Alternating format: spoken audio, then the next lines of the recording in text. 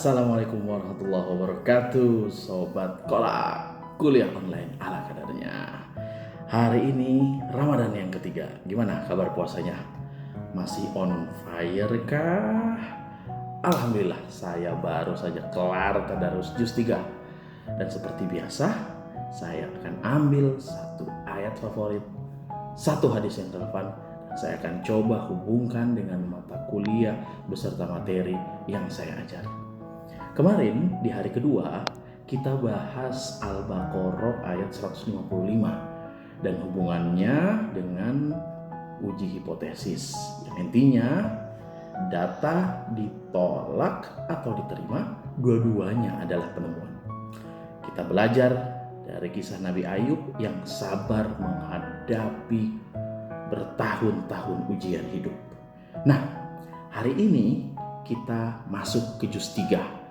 Tema besarnya adalah variabel intervening dan doa. Dan kisah inspiratifnya adalah dari salah satu sahabat Rasulullah SAW. Siapakah itu? Ya, Abu Darda radhiyallahu anhu. Sahabat Nabi yang terkenal gemar mendoakan saudaranya secara diam-diam. Mari kita mulai. Juz 3 itu isinya adalah lanjutan dari Al-Baqarah ya sampai ayat 286 ayat terakhir plus awal-awal surat Al-Imran hingga ayat 91. Nah, dan di antara ayat-ayat yang saya baca ataupun mungkin teman-teman baca di juz 3 hari ini, yang menjadi ayat favorit saya adalah ayat 190 surat Al-Imran yang cukup populer menjadi salah satu ayat favorit bagi para ilmuwan. Sebagaimana firman Allah, "Inna fi khalqis samawati wal ard wa ikhtilafil laili wan nahari la ayatil liulil albab." Sesungguhnya dalam penciptaan langit dan bumi dan pergantian malam dan siang terdapat tanda-tanda kebesaran Allah bagi orang yang berakal. Nah, yang menarik dari ayat ini adalah frasa ulil albab, orang-orang yang berakal. Bukan sekedar punya otak, tapi punya akal yang digunakan untuk berpikir, merenung, dan mengambil pelajaran. Ayat ini sesungguhnya mengajarkan kita tentang observasi dan analisis pola. Para ilmuwan mengamati alam, mencari pola di balik fenomena, dan dari pola-pola itu mereka menemukan hukum alam atau dalam bahasa agama ya sunnatullah. Dalam penelitian politik hubungan internasional kita juga kurang lebih melakukan hal yang sama. Kita mengamati pola konflik, pola kerjasama, hingga pola diplomasi. Kita mencari tahu apa yang membuat negara berperang, apa yang membuat mereka berdamai. Itu semua tentu saja adalah tanda-tanda yang harus dibaca oleh ulil albab. Nah, kita lanjut dengan hadis. Kira-kira hadis yang relevan yang mana ya? Tadi sedikit sudah saya kasih, sampaikan spoiler di depan ya. Nah, hadis pilihan saya hari ini cukup terkenal ya, tentang doa rahasia yang mustajab. Sebagaimana disabdakan oleh Rasulullah SAW, da'watul mar'il muslim li akhihi bi zahril ghaibi mustajabah. Inda ra'sihi malakum muwakkal. Kullama da'a li akhihi bi khairin qala al malakul muwakkal bih amin walaka bimithli. Doa seorang muslim untuk saudaranya tanpa sepengetahuan orang itu adalah doa yang mustajab. Di dekat kepalanya ada malaikat yang bertugas. Setiap kali ia mendoakan kebaikan untuk saudaranya, malaikat itu berkata, amin, dan engkau pun akan mendapatkan seperti itu. Hadis riwayat Muslim. Nah, ini jurus rahasia. Mendoakan orang lain diam-diam tanpa sepengetahuan mereka. Dan hasilnya mustajab insyaallah. Plus kita dapat bonus. Apa itu? Malaikat mendoakan hal yang sama buat kita. Lantas apa hubungannya dengan metodologi penelitian? Nah, dalam penelitian ada yang namanya variabel intervening atau variabel antara. Ini adalah variabel yang memediasi hubungan antara variabel independen dan dependen. Misalnya, pendidikan sebagai variabel independen mempengaruhi pendapatan variabel dependen melalui keterampilan sebagai intervening variabel. Nah, doa itu bisa dilihat sebagai variabel intervening spiritual. Kita berdoa independen, Allah menjawab, ya, dependen, tapi ada malaikat yang jadi perantara. Mereka mengaminkan, mereka menyampaikan, dan yang lebih kerennya, efeknya ganda. Kita minta buat saudara, dapat juga buat diri sendiri. Inilah multiplier effect dalam ekonomi spiritual. Nah, ngomongin doa rahasia, siapa tokoh yang paling relevan? Ya, sudah saya sebutkan di awal, Abu Darda radhiyallahu anhu. Beliau adalah sahabat Nabi yang terkenal zuhud, alim, dan sangat cinta kepada saudara-saudaranya sesama muslim. Ada satu kisah masyhur tentang beliau yang diriwayatkan dalam beberapa kitab-kitab ya, dan sejarah. Kurang lebih kisahnya begini. Suatu hari seseorang lelaki datang kepada Salman Al-Farisi radhiyallahu anhu. Salman berkata kepadanya, apakah engkau mengenal seseorang yang lebih utama dariku? Laki-laki itu menjawab, aku tidak tahu, tapi aku pernah mendengar bahwa ada seseorang di Damaskus bernama Abu Darda. Ia dikenal sangat alim dan zuhud. Maka berangkatlah laki-laki itu ke Damaskus mencari Abu Darda. Sesampainya di sana, ia bertemu dengan Abu Darda dan berkata, wahai Abu Darda, aku datang dari jauh untuk menemuimu. Ada sesuatu yang ingin aku tanyakan. Abu Darda tersenyum dan berkata, bertanyalah saudaraku.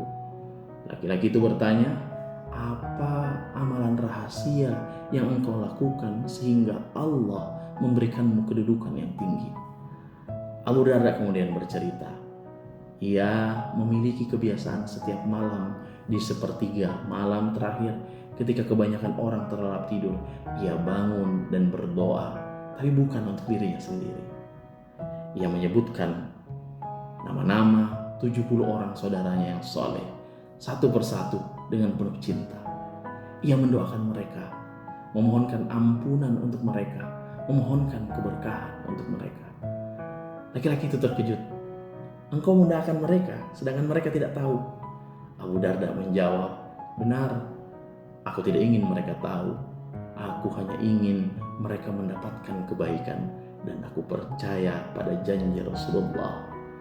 Doa untuk saudara tanpa sepengetahuannya adalah doa yang mustajab, dan malaikat akan mengaminkan untukku juga. Masya Allah, Masya Allah. Ini adalah praktik langsung dari hadis yang kita baca tadi. Pelajaran buat kita, tentu saja doa rahasia adalah amalan para sholihin. Abu Darda, sahabat mulia, menjadikannya kebiasaan rutin setiap malam. Selanjutnya, konsistensi itu penting. Beliau punya daftar 70 nama yang rutin didoakan. Ini bukan sekali-sekali ya, tapi setiap malam. Yang ketiga, tidak perlu pamrih. Mereka tidak tahu, tidak berterima kasih, tidak membalas, tapi Abu Darda tetap melakukannya karena cinta dan karena Allah. Terakhir, efeknya berlipat. Malaikat mengaminkan dan doa yang sama kembali untuknya.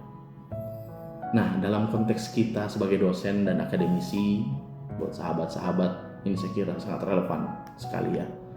Bayangkan kalau kita punya daftar kolega ataupun mahasiswa bimbingan ataupun teman yang sedang kesulitan, lalu kita rutin mendoakan mereka diam-diam di sepertiga malam. Malaikat akan mengaminkan dan keberkahan akan turun.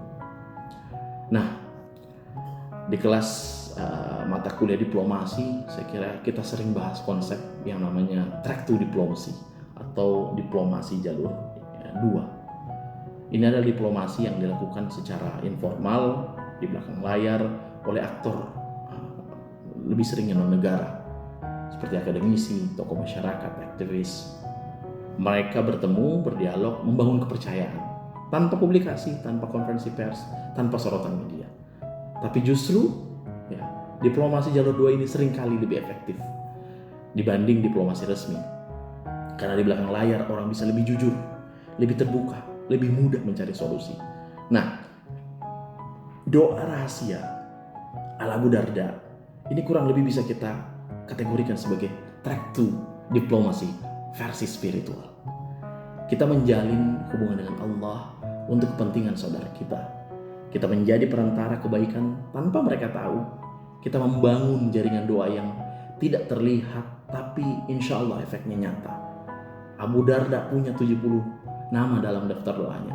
Bayangkan kalau setiap orang yang didoakan itu juga mendoakan orang lain. Masya Allah. Maka terbentuklah jaringan doa yang luar biasa.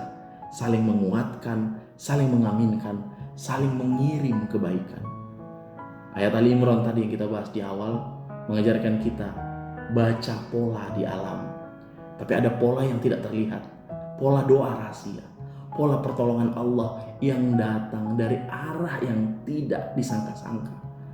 Abu Darda mengajarkan, jadilah penghubung kebaikan, jadilah variabel intervening yang positif. Doakan saudaramu diam-diam, karena di mata Allah yang penting bukan seberapa banyak orang yang tahu, tetapi seberapa ikhlas hati kita. Oke, itu dia catatan Ramadan hari ketiga dari saya. Hari ini kita belajar ayat terkait alam semesta penuh tanda untuk ulil albab. Hadis tadi terkait dengan doa rahasia yang mustajab dan malaikat mengaminkan. Lalu kisah sahabat Abu Darda radhiyallahu anhu dengan 70 nama saudaranya yang rutin didoakan diam-diam setiap malam. Dan yang terakhir, koneksi relevansi terhadap perkuliahan, variabel intervening, dan juga track to diplomasi. Insya Allah besok kita akan lanjut ke juz 4. Tentang apa? Nantikan ya. Namun sambil menantikan pembahasan kita besok, jangan lupa tadarusnya istiqomah, refleksikan hal-hal yang terjadi hari ini dengan sedalam-dalamnya. Dan tentu saja jangan lupa bahagianya betul-betul dirasakan. Bonus untuk malam ini, coba buat daftar 3 hingga 5 orang yang mau kita doakan diam-diam. Nanti bangun di sepertiga malam ataupun di sholat-sholat ataupun di ibadah di kesempatan-kesempatan yang ada ya. Bisa keluarga, teman, mahasiswa bimbingan, dan rasakan efeknya insya Allah. Saya Ki Ulum, sampai ketemu besok. Assalamualaikum warahmatullahi wabarakatuh.